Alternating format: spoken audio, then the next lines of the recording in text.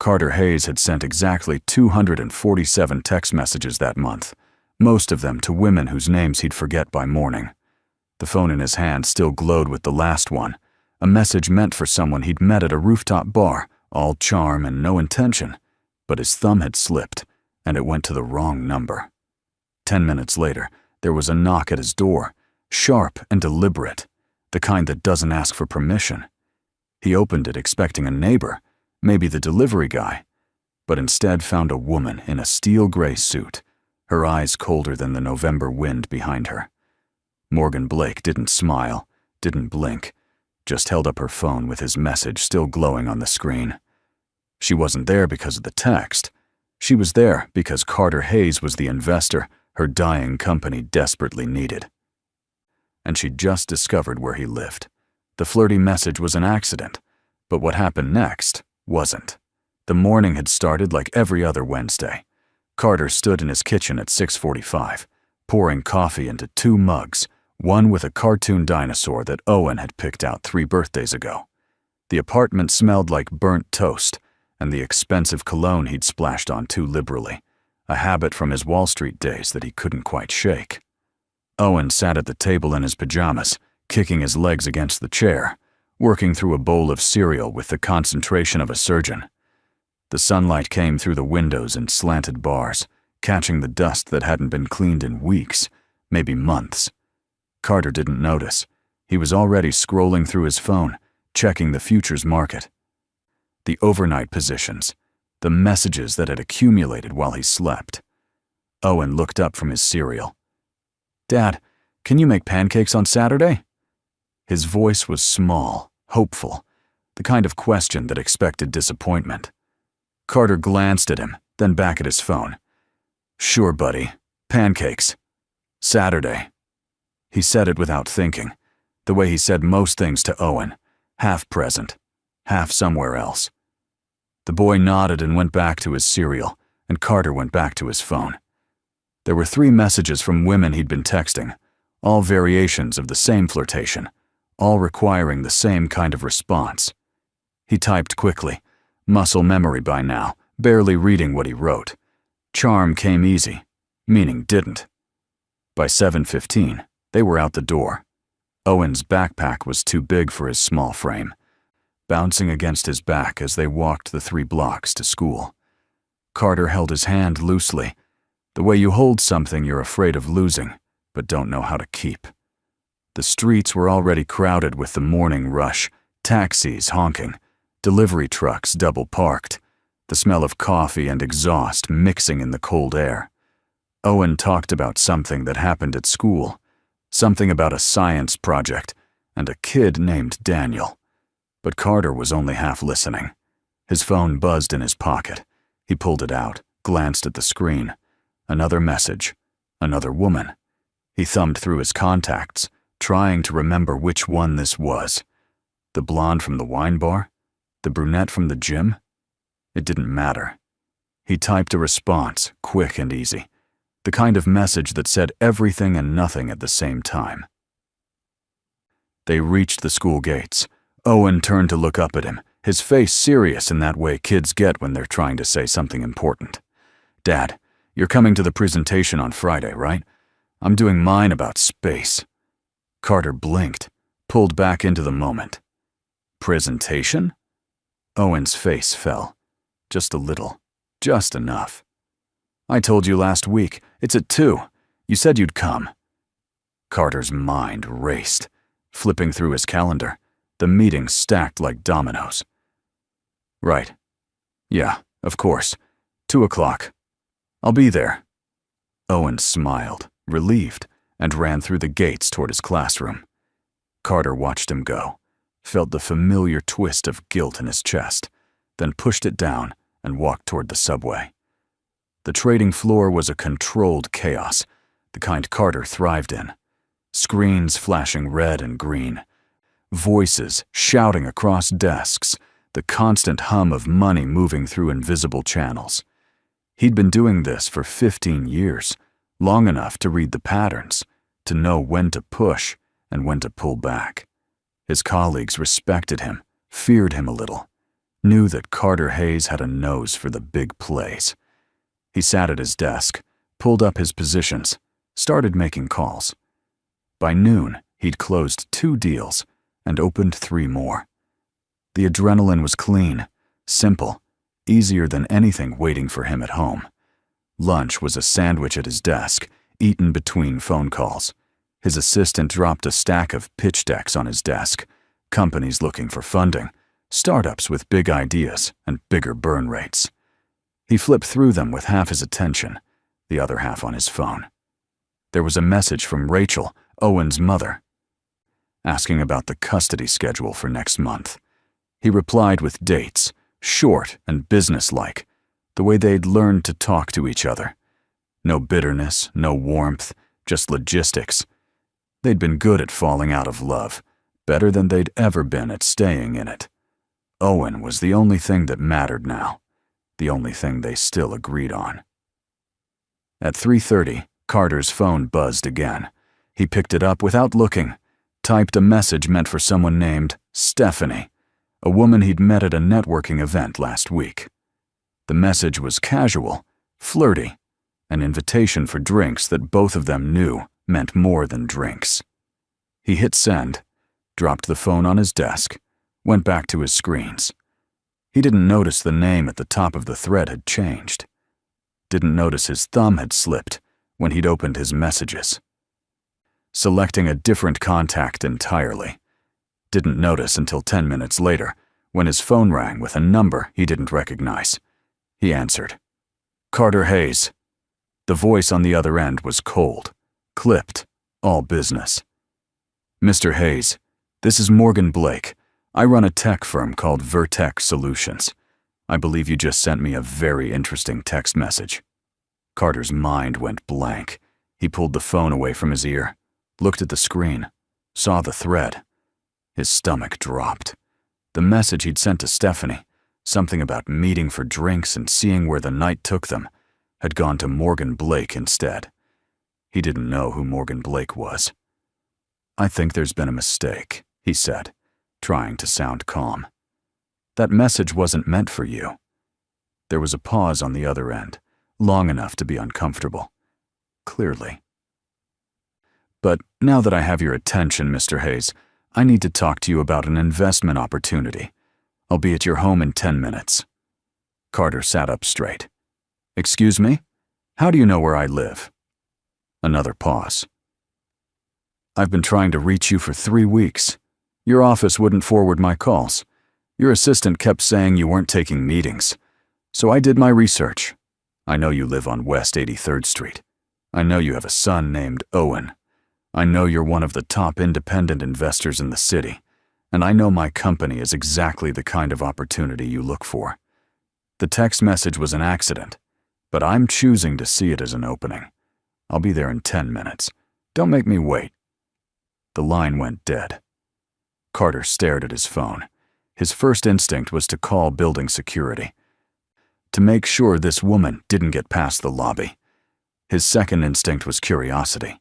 Someone who could track him down, who had the audacity to show up at his home uninvited, was either desperate or dangerous, probably both. He looked at the time. Owen was at after-school care until 6. He had 2 hours. Against his better judgment, he packed up his desk, grabbed his coat, and headed home. Morgan Blake was already waiting in the lobby when he arrived. She stood near the elevator, her posture rigid, her gray suit perfectly tailored, her dark hair pulled back so tight it looked painful. She was younger than he'd expected, maybe 35, with sharp features and eyes that didn't miss anything. When she saw him, she didn't smile, didn't extend a hand. She just walked toward him like she owned the place. Mr. Hayes, thank you for meeting me. Her voice had the same coldness as on the phone. No apology, no warmth. Carter crossed his arms. You have 5 minutes. She nodded, as if she'd expected nothing less. That's all I need. They rode the elevator in silence. Carter watched her from the corner of his eye, trying to figure her out. She didn't fidget, didn't check her phone, didn't do any of the small, nervous things people did in enclosed spaces. She just stood there, perfectly still, like she was made of something harder than bone. When they reached his floor, he led her to his apartment, unlocked the door, and gestured for her to go in. She walked past him without hesitation, her heels clicking on the hardwood, and stood in the center of his living room, taking it all in. The toys scattered on the floor, the dishes in the sink, the general chaos of a single father who worked too much and cleaned too little. If she judged him, she didn't show it. Carter closed the door, leaned against it. 5 minutes. Talk. Morgan pulled a tablet from her bag, swiped through a few screens, then handed it to him. Vertex Solutions. We develop AI-driven logistics software for mid-sized supply chains. We've been operational for 4 years. We have contracts with 6 major clients, and our revenue last year was $8 million. This year, we're on track for 12. But we're hemorrhaging cash. Our biggest client just delayed payment by 90 days, our credit line is maxed, and I need $2 million in bridge funding or we fold by the end of the quarter. She said it like she was reading a grocery list.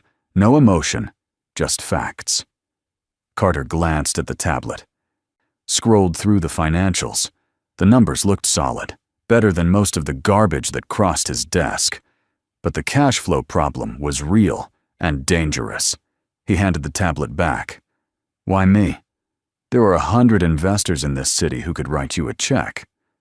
Morgan's expression didn't change. Because 97 of them have already said no. The other 3 are considering it, but they'll take weeks to decide, and I don't have weeks. You have a reputation for moving fast when you see value. I'm hoping you still do. Carter almost laughed. She'd done her homework. He'd give her that.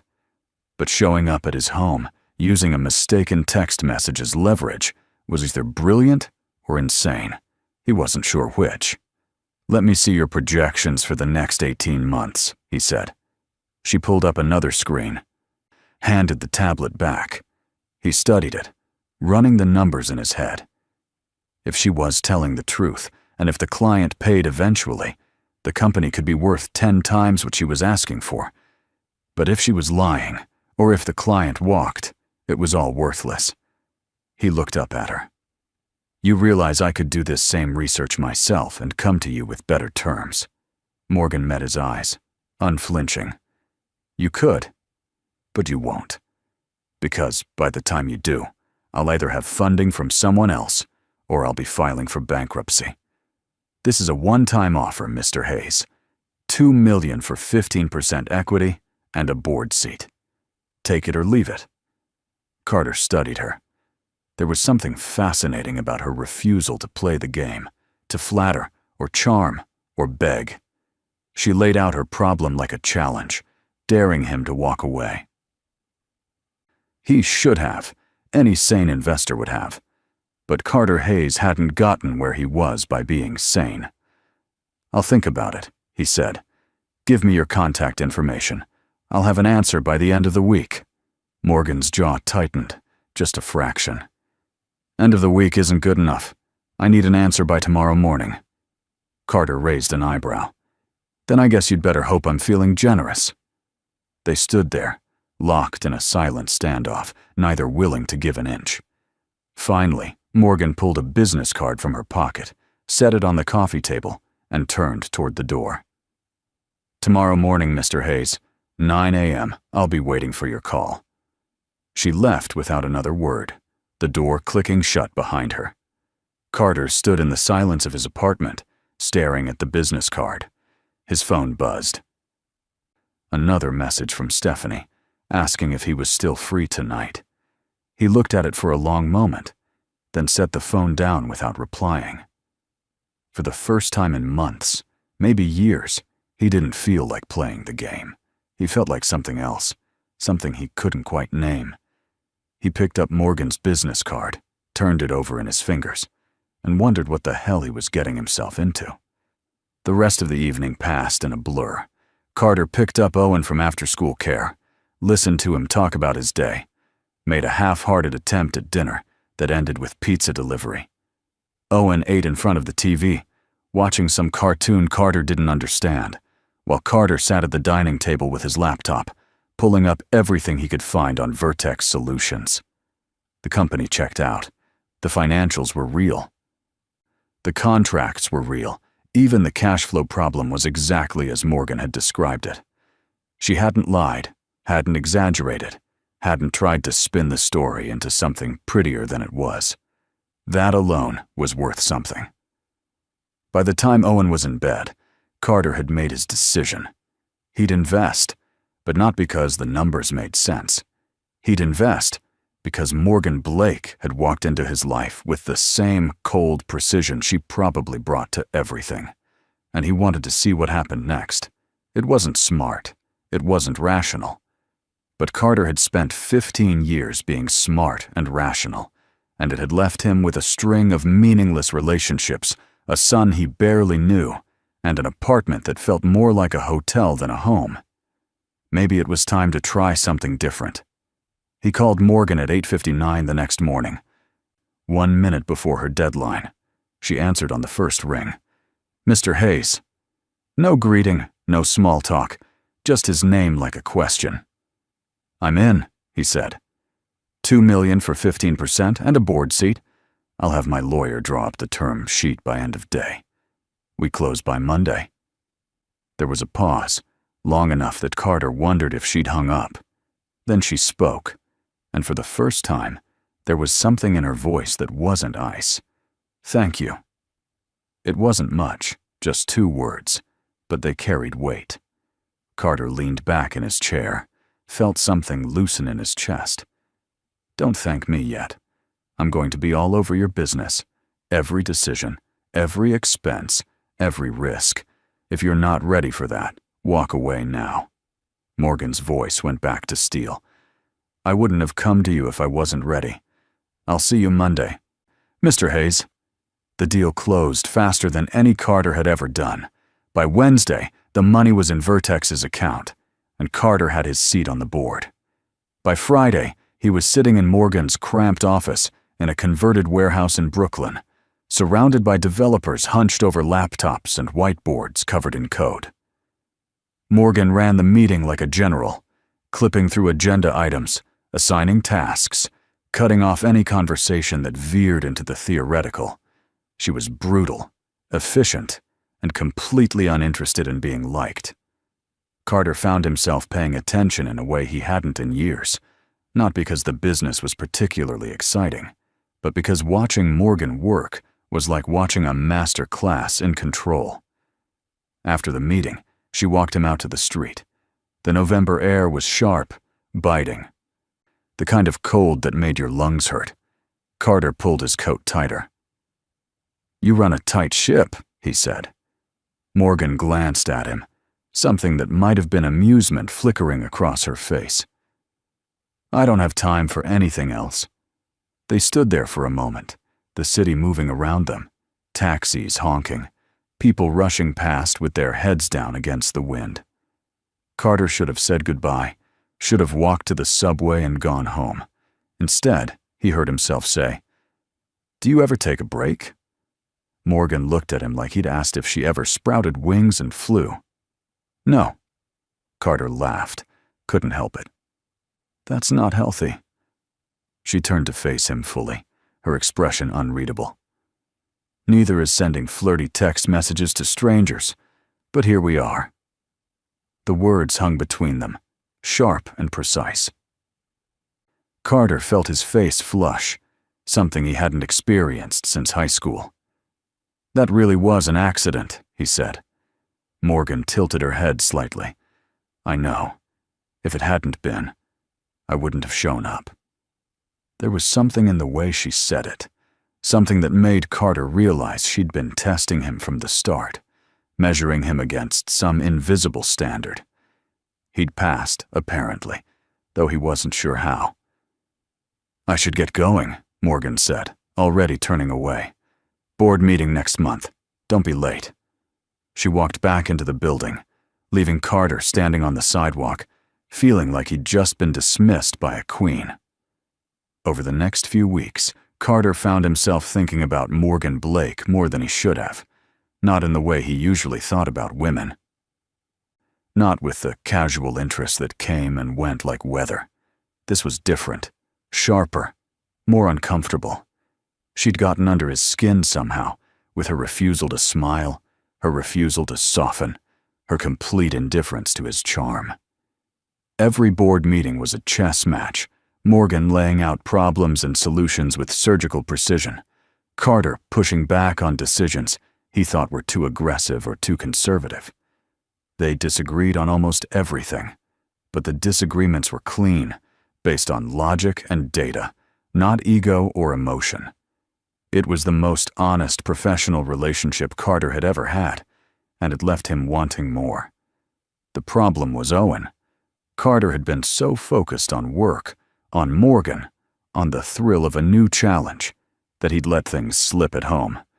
The pancakes he'd promised never materialized. The science presentation he'd sworn he'd attend got buried under a board meeting that ran long. Owen didn't complain, didn't cry, just got quieter, more withdrawn, the way kids do when they stop expecting their parents to show up. Carter noticed, felt the guilt, told himself he'd do better, and then didn't. It was easier to dive into work than to face the slow disappointment in his son's eyes. One evening in early December, Carter was working late at his dining table, reviewing Vertex's quarterly projections, when Owen walked out of his bedroom in his pajamas. It was past 9, well past bedtime. Carter looked up, distracted. "Hey buddy, what's up?" Owen stood in the doorway, small and uncertain. "Dad, are you going to come to my winter concert? It's next Thursday." Carter's mind raced. Next Thursday. He had a meeting with Morgan and a potential new client, something that could bring in another $1 million in revenue. "What time?" he asked. Owen's voice got smaller. 7. Carter hesitated, just a second too long. Owen saw it, the calculation, the weighing of priorities. "Never mind," the boy said quietly. "It's okay. I know you're busy." He turned and walked back to his room, closing the door with a soft click. Carter sat there, staring at the closed door, feeling something crack inside him. How many times had he done this? How many times had he chosen work over his son, told himself it was necessary, that he was providing, that Owen would understand when he was older? He thought about Morgan, about the way she'd built her company with nothing but will and refusal to quit. He thought about his own father, a man who'd worked 60-hour weeks and died at 53, leaving behind a successful business and a son who barely knew him. Carter stood up, walked to Owen's door, and knocked softly. "Owen, can I come in?" There was a pause, then a quiet, "Okay."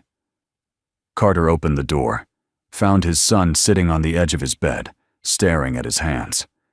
Carter sat down next to him, felt the mattress dip under his weight. "I'm sorry," he said. "I've been a terrible dad lately." Owen didn't look up. "You're always busy."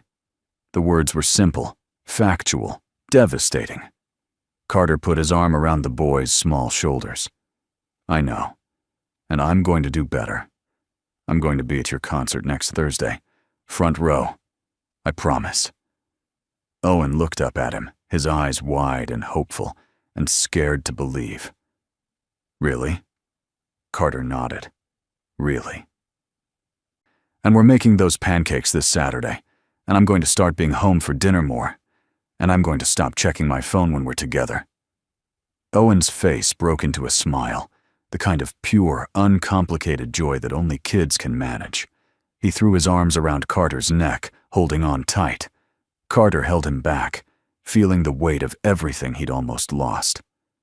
That night, after Owen was asleep, Carter sat alone in the dark living room and thought about his life. The money, the deals, the women whose names he couldn't remember. What was any of it worth if he was failing at the one thing that actually mattered? He thought about Morgan, wondered if she ever asked herself the same question. Probably not. She didn't have anyone depending on her. Didn't have a kid looking up at her with hope and disappointment in equal measure. Or maybe she did. Maybe everyone carried something, some weight they didn't talk about. He picked up his phone, scrolled through his contacts, found Morgan's number. He stared at it for a long time, then typed a message. "Do you ever wonder if we're doing this all wrong?" He hit send before he could overthink it. Her reply came 3 minutes later. "Every day." Carter stared at the words, felt something shift between them, some invisible wall coming down. He typed back, "Coffee tomorrow?" There was a longer pause this time, long enough that he thought she wouldn't reply. Then her message appeared. "Okay." Just that. Nothing more. But it felt like the start of something he couldn't name yet but wanted to find out. They met at a small cafe in the village, the kind of place that served overpriced lattes and had mismatched chairs. Morgan was already there when Carter arrived, sitting by the window, staring out at the street. She'd traded her suit for jeans and a sweater, and without the armor of professional dress, she looked younger, more vulnerable. Carter sat down across from her, ordered coffee, and for a moment they just sat there in silence. Finally, Morgan spoke. "Why did you really invest in my company?" Carter thought about lying, about giving her the easy answer, the professional one. Instead, he told the truth. "Because you scared me a little, and I hadn't felt that in a long time." Morgan's lips twitched, almost a smile. "That's a terrible reason to invest." Carter shrugged. "Maybe, but it worked out." Morgan took a sip of her coffee, set the cup down carefully. "I looked you up, after that first meeting. Read everything I could find. You have a reputation. The guy who closes deals and breaks hearts. The guy who doesn't stick around." Carter felt the words land, sharp and accurate. "That's fair," he said. Morgan met his eyes. "Is it true?" Carter thought about all the women, all the easy charm, all the mornings waking up alone and relieved. "It was," he said.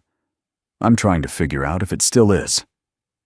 They talked for 2 hours, the coffee going cold, the cafe filling and emptying around them.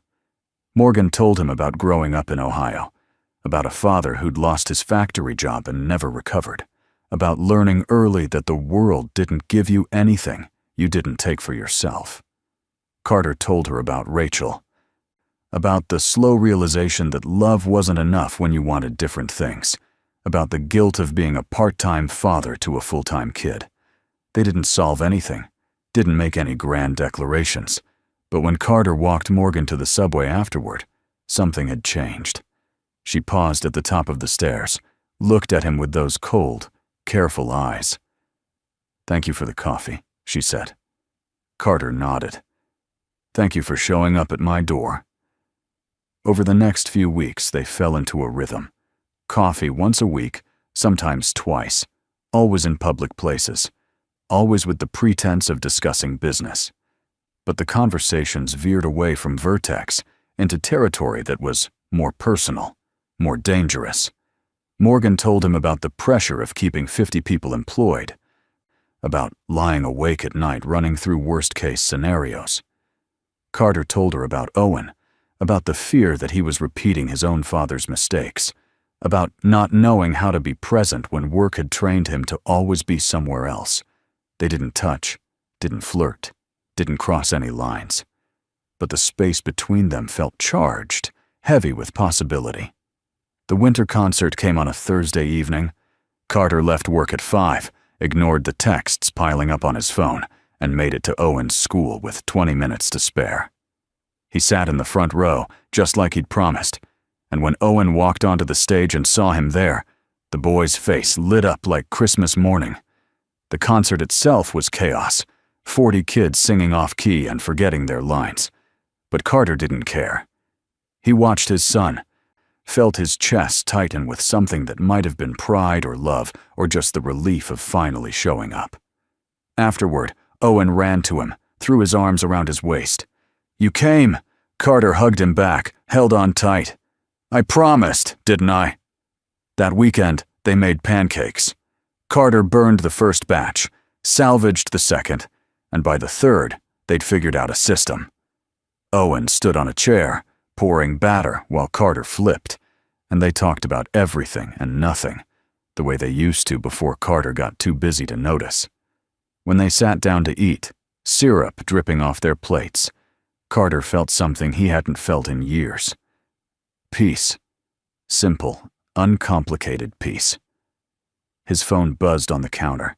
He glanced at it, saw Morgan's name, felt the familiar pull to check, to respond, to stay plugged into the world outside. Instead, he picked up the phone and turned it off. Owen noticed, looked up at him with surprise. "Your phone's off?" Carter smiled. "Yeah, it's pancake time. Nothing's more important than that."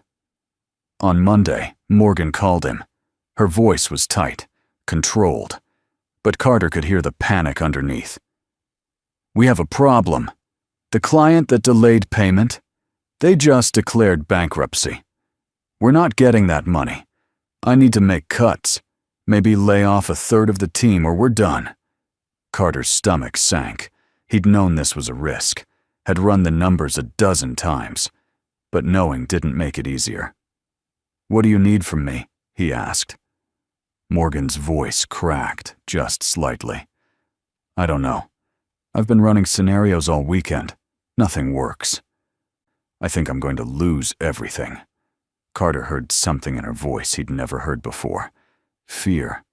Real, raw fear. "Send me the numbers," he said. "I'll be there in an hour." They spent the next 3 days locked in Morgan's office, running projections, calling in favors, trying to find a path forward. Carter reached out to every contact he had, looking for bridge loans, alternative clients, anything that could buy them time. Morgan worked with a ferocity that bordered on desperation, sleeping in her office, living on coffee and adrenaline. On the third night, Carter found her sitting on the floor, surrounded by papers, her face in her hands. He sat down next to her, said nothing. After a long moment, she spoke, her voice barely above a whisper. "I can't fail. I can't let these people down." Carter put his hand on her shoulder, felt her flinch, then relax. "You're not going to fail. We're going to figure this out." And they did. Carter found a client willing to advance payment on a contract that wouldn't start for another month. Morgan negotiated temporary pay cuts with her senior staff, who agreed because they believed in her, because she'd never lied to them, because she'd built something worth saving. By the end of the week, Vertex was still standing, battered, but alive. Carter and Morgan stood on the roof of her building, looking out at the city, the lights stretching to the horizon. Morgan's hair was a mess, her eyes exhausted, but she was smiling, really smiling, for the first time since Carter had met her. "We did it," she said, her voice full of wonder. Carter nodded. "You did it. I just helped." Morgan looked at him, and something passed between them, something neither of them could take back. "I should go," Carter said, even though he didn't want to. Morgan nodded, but she didn't move. They stood there, the cold wind whipping around them, the city humming below. Finally, Morgan spoke. "That text message you sent me, the one that started all this, do you remember what it said?" Carter felt his face flush. "Something stupid. Something I didn't mean." Morgan smiled, a real smile, not the careful half-smile she usually allowed. It said, "I think you're exactly the kind of trouble I've been looking for. I've been thinking about that a lot lately." Carter's heart kicked in his chest. "And?" Morgan took a step closer, close enough that he could see the flecks of gold in her eyes. "And maybe you were right." Carter leaned in, and for a moment, he thought she would too. But she pulled back, shook her head. "Not yet. Not until I know you mean it. Not until I know you're not just looking for the next distraction." Her words stung, but they were fair. Carter nodded, stepped back. How do I prove that? Morgan looked at him, her expression serious. Show up. Not just for me. For your son. For yourself. Show up and stay. Carter felt the weight of the challenge, heavier than any deal he'd ever closed. Okay, he said. I will. And he did. Over the next few months, Carter restructured his life. He turned down deals that would have required too much travel. He set boundaries with clients, stopped answering emails after 6 p.m., showed up to Owen's soccer games and school plays, and the 100 small moments that made up a childhood. It wasn't easy. There were days he wanted to slip back into old habits, to lose himself in work, to chase the adrenaline instead of the quiet. But he didn't. He kept his promise, to Owen and to himself. And slowly, his son started to come back to life, started to laugh more, to trust that his father would be there. Morgan noticed. She didn't say anything at first, just watched him with those careful eyes, measuring, evaluating. But one evening, after a board meeting that had gone well, she asked him to dinner. Not coffee, not a business lunch, but dinner. Carter said yes, his heart pounding in a way it hadn't since he was a teenager. They went to a small Italian place in the East Village, sat across from each other at a candlelit table, and for the first time, there was no pretense of business. They talked about everything except work, about books and music and the strange loneliness of living in a city of millions. When the check came, Carter reached for it, but Morgan stopped him. We split it, she said. I'm not your charity case, and you're not my savior. Carter laughed, realized he loved that about her, the refusal to be anything less than equal. They walked through the city afterward, the streets alive with the chaos of a Friday night. Morgan's hand brushed against his, once, twice, and then Carter took it, laced his fingers through hers. She didn't pull away. They walked like that, in silence, until they reached her building.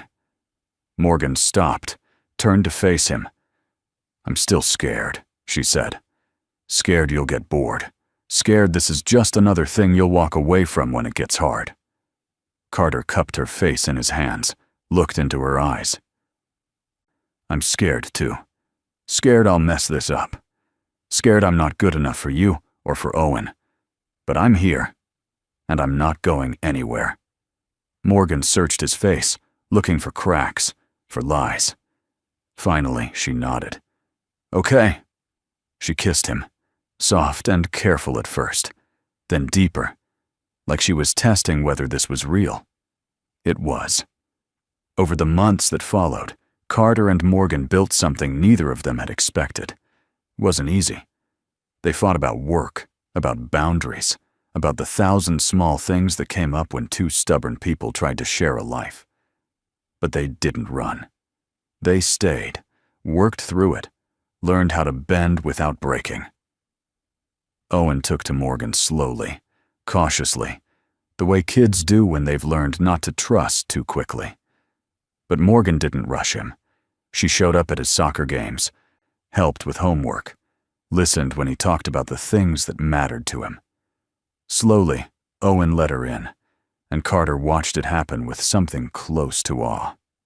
One Saturday morning in early spring, Carter woke to find Morgan in his kitchen, making pancakes with Owen.